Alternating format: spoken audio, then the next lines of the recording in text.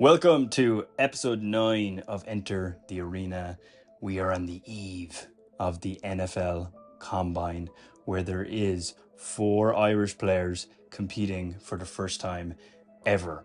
This episode is going to be a preview of the Combine, what the lads have been through, what their chances may be, what it might entail out there, what they've been through in Florida, all that good stuff. I hope you enjoy this, and if you do want these type of opportunities that the lads have, please visit leaderkicking.com. Please subscribe to this podcast. Please like it. Please share it. We all know there's hundreds, if not thousands, if not tens of thousands of kickers in Ireland that are more than capable of playing in the biggest league in the world, the National Football League. So please take that opportunity, take that chance. Visit leaderkicking.com and fill out an interest form. It's the chance of a lifetime, as you're about to hear. And I am joined by the one and only Tadhg leader, who is the International Player Pathway Coach for kickers and punters for the National Football League. Tadhg, welcome back to Enter the Arena. Conor, what's going on? Sound. It's been, I'm sure you get into it, but I'm pretty mad. A couple of weeks out here with the lads in Florida, and yeah, they're Indy is right around the corner. So what an opportunity! But yeah, it's been class. So everyone is enjoying this, enjoying getting out of Ireland. The weather out here has been pretty sound. The lads, Rory and Charlie, have been scalded a couple of times. Actually, and Mark, the three Gaelic football lads, and Dara. Actually, all the Irish lads but me have been scalded. I just wear a big bucket hat and long sleeve hat clothing. But yeah, look, it's all as well, and yeah, everyone's in a good place for massive opportunity. Brilliant. So yeah, we're recording this, by the way, on Tuesday evening. I myself get into Indianapolis, which is the host of the NFL Combine. It's going to be held in Lucas Oil Stadium, like it usually is. It's obviously very exciting time. I land on Thursday. And Tadhg, when do you and the rest of the lads actually land and kind of get going? Yeah, so Because you're in we get Florida, in. you're in Florida, you're in Florida right now. Just so everyone knows, you're still there. Just the final preparations going ahead. But when do you actually get there? Yeah, we get into Indianapolis early Saturday morning. Then on the then just meetings, physicals, media, stuff like that for the lads Saturday. Sunday interviewing with all the teams. That'll be class. They get to sit down with all 32 teams, and like they get to learn about the lads, and we're preparing, not only preparing for on the pitch, but we're preparing quite seriously for that side of things as well, because obviously scouts won't know what Gaelic football is, so we need to tell them.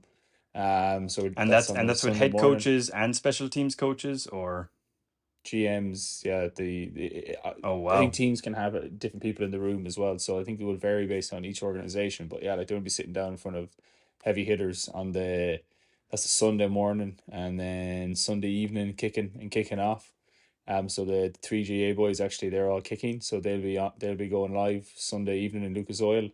And yeah, that's their shot. And then Monday morning punting, and we fly back here to Florida Monday night, and then we're back to Ireland the day after, and hopefully there's some phone calls coming through, and we're back out this side again pretty soon after. So that's pretty mad couple of days, but like, obviously everyone's buzzing with the prospect of what's coming. Yeah, and it's hard to kind of put into words. I'm sure there's like a feeling there, but even the feeling probably doesn't capture what a massive opportunity this is. And so when, just real quick so people know, because yes, they kick on Sunday and they punt on Monday. We have the Irish guys, there's 3 kickers.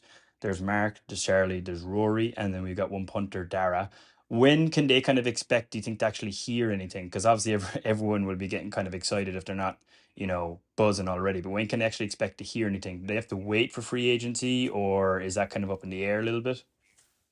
Yeah, look, this piece has never been done before, so it's a bit of an unknown. But what I do know is multiple teams have already reached out to us. The footage has already gone out to a lot of different organizations, so that's already happened in the last probably 4 or 5 days. Just at the end of training camp, we wanted to focus on accumulating experience and footage over the first 2 weeks of camp, and then now this week is about refining things and kind of slowing down a bit. And with that, we're talking to a couple of teams, or teams are showing interest in the lads, but they're free agents, so technically they can be picked up pretty quickly after the fact. So they don't have to necessarily wait until the draft or anything like that. So it's a bit of I guess it's a bit of an unknown quantity. We're hoping that after Indianapolis, there's some serious conversations taking place that Monday. So we fly back to Ireland on the Tuesday. But like the plan is the lads have all their visas and stuff sorted. So the expectation is we'll be kind of coming back, but pretty quickly. So yeah, it'd be a bit of a weird one flying home knowing the plan is to come back within a week or two. But yeah, it's an unknown quantity, to be honest with you. But the sooner the better for everyone. We're hoping those phone calls come through and lads are getting a bit of clarity as to where they're going to be working, kicking balls And in the and just near talking near about future. and talking about how good these guys are, what are the odds that they don't even make it back to Ireland? What are the odds they get picked up before then? You fly back to Florida, you get a phone call. Yeah. That's happened. That's happened in the past with guys in the APP program. I think it's that's a real prospect. I mean, if someone goes in and absolutely kills it there in Indy, you'd imagine multiple teams would be interested. So then, things would probably move pretty fast, I'd say. But so yeah, that's a very real prospect, and obviously for the lads, they'd love that because as much as they're looking forward to maybe a week or two back home to kind of get their lives organized again before hopefully coming back. Yeah, nobody really wants to be on the plane going back to Ireland. So the dream scenario is yes, you just dominate the combine, you walk over to the sideline. There's three or four teams interested, and then you're picking one inside that next 24-hour window. That would be the best case scenario and peace of mind, I guess, for all involved. And so, if like, I mean, that would be absolutely amazing. And we've heard lots of stories of kickers and punters that have gone through that in the past, just in general free agency. They were on holidays. For example, I think a guy we know, Ramiz Ahmed, was on holidays last year, away in another country, and he got a phone call from the Saints, and luckily had brought his cleats with him and had to fly back that day. Worked out the next morning. And that's the world of a specialist in the NFL. So specifically talking about the lads, if we're kind of going through how each person has been going, how is Mark Jackson doing, the Wicklow goalkeeper? Yeah, Mark's been extremely diligent from the beginning. From when we first crossed paths back in late August, September, back in Ireland. And that's proven true, to this point. So he's in a really good spot. He's just a lad that like leaves no stone unturned. In terms of his performance on and off the field, he's always looking to figure out what can he do a little bit better, or like if it's not necessarily in terms of mechanics of kicking the ball, maybe it's his sleep or nutrition or his mobility or his quite a big one is the mental side of the game. So Mark's been doing a really good job there. Smart fella, asks good questions. He's a fast learner. Well, all the lads are fast learners. To have a shot at this, you have to learn fast. And so Mark's been doing a really good job there, and yeah, he's in a good spot. He hits a really clean high field goal. So I think teams are definitely going to have a very close eye on him, on all three of them. But then all three kickers are going to have a close eye. I mean, there's only I think 10 kickers on the field, so they're with the best in college. So everyone's going to get a lot of exposure. But no, Mark's in a really good place, and he's done the work. So that's the biggest thing. He's not cramming for this. He's done the work. Yeah, and I guess it's important to note as well, like thankfully, because of you and leader kicking, these lads haven't been just training over the last 2 weeks or 3 weeks that they've been in Florida. They've been training with you prior to that, mainly in Ireland, um, and Boston, obviously. But outside of that, the other athletes like Louis Rees Zammit, those guys have actually been out there quite a bit longer. They've had Mm-hmm. plays to learn, and they've had moves to learn, and they have their volume of work is bigger. Now that's why as well this is so well suited to Irish athletes, because there isn't a whole playbook to learn. It's basically like, can you kick very well? Can you get your time down? Can you get your steps right? And boom, you're in. So just kind of wanted to say that for anyone listening. The lads have had a very short period of time in Florida, but haven't worked with you previously, so I think they're coming in very prepared. And so moving on to the next athlete, the young buck. I actually saw on Twitter this morning him hitting a 66-yard field goal, and that's tying an NFL record. Charlie Smith. Yeah, Charlie's brilliant. He's, as you said, the young buck. He's by far he's the youngest lad in the group, but he's way more mature than he might meet the eye initially. So I guess what I mean by that is like when it's go time and when we're on the field, as we say here, getting ready to go about our business. He's very focused fella, very focused fella. And then he's a lovely character kind of off the field, but like he knows what his work's about and he does it. Again, the same as I said with Mark, same I'm going to say for Rory, same for all the lads. Like there's a reason they're here. These boys are elite, but no, Charlie has just keeps going from strength to strength. Charlie, he's hitting in a really impressive field goal consistently, and his kickoff has been really strong. So like I think Charlie, I would not be surprised to be sitting here in 10 years' time and talking about how Charlie's still playing the NFL. Then like he is quality, and he has all the right attributes. So, um, yeah, I can't speak highly enough of Charlie and what's coming. Very exciting, very exciting. And we know kind of Charlie has been kind of the guy who's been most into the NFL in his kind of life as well, kind of becoming a big fan when he was 13, 14, watching Red Zone and stuff. So I can't wait to watch Charlie actually myself. I can't wait to meet him on Saturday, get some interviews with him and then watch him blow the field away on Sunday. Probably not unlike the man who's very used to big moments, possibly the most experienced in the group at the big moments themselves, the GA All Star Rory Began. How has he been getting on, Tadhg? Not just to sum up our last Irish athlete competing in the NFL Combine. Yeah, just as you said, Rory's just he's a very proven performer of different sport but similar kind of concept. Get the ball up off the grass fast, between uprights, and he's done that at the highest level for I think he's 11 years into county career. So, um, he with the more time in the saddle, because we see Rory obviously get to this a little bit later than the other lads because Scottstown were still playing in the All Ireland Club Championship. So when the other boys were training, he couldn't train as much, which is fine because I fully and totally understand what the club meant to him and what the club means to everyone's community and stuff like that. So he had less time, so he's probably less maybe less prepared, you could say. But since you got out here, and obviously this has been the lad's job, the boys have commented saying, this is the first time that they've been professional athletes.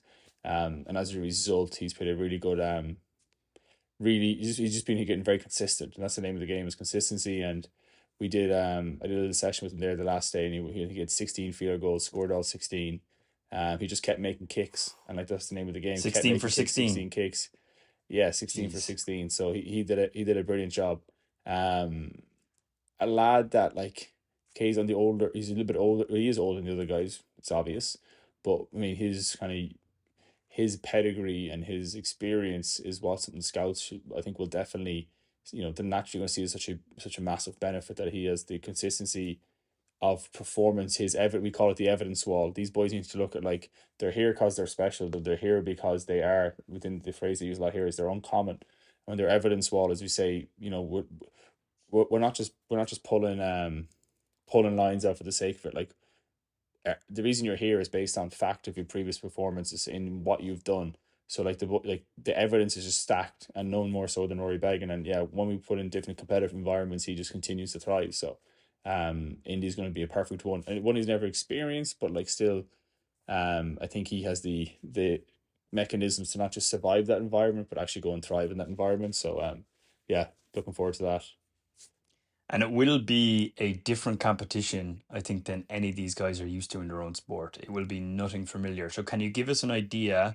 And you and I have both been there, Tyke. You and I have been there in Chandler, Arizona, at Campo Verde, down there in the baking heat, doing a kind of set like this combine, like it's performed in the NFL. So, for people who don't really know, and they might be thinking like, oh, do the lads kind of play a game, or do they run the 40s, or do they do the bench press, or do they just is it like a full day thing? Do they kick all day long? Can you kind of give us a quick idea of what they will actually be doing and kind of the importance of kind of each kick, I guess? Yeah, so this is the first time they've built in it for kickers and punters within this kind of specialist combine. And on the Sunday, it's Every ball is judged. There's going to be probably each team could have 2 to 3 scouts plus managers and stuff like that sitting there with stopwatches, timing every single thing you do.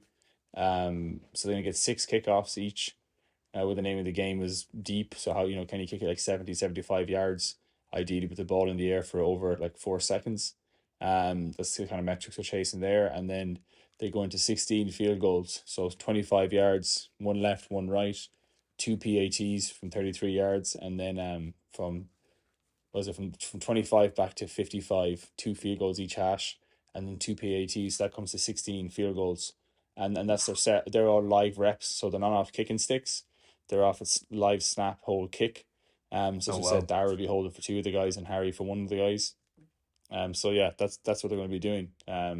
Every ball is scrutinized, is like looked at in massive detail, and you put together a good set there, you have a new job. You don't, and you're not getting that return flight. So that's the reality of it. But then again, like, lads look at this with like pure opportunity and optimism, not a sense of like, oh shite, like this is too big. It's not. These boys have proven in their previous careers and what they've done here that like they're good to go. But in saying that, we're not naive. I can't recreate this environment. I can't recreate Lucas Oil Stadium with bloody, I was going to say Bill Belichick, but he's not there anymore. But like Andy Reid or whoever it is, like NFL head coaches breathing down your neck.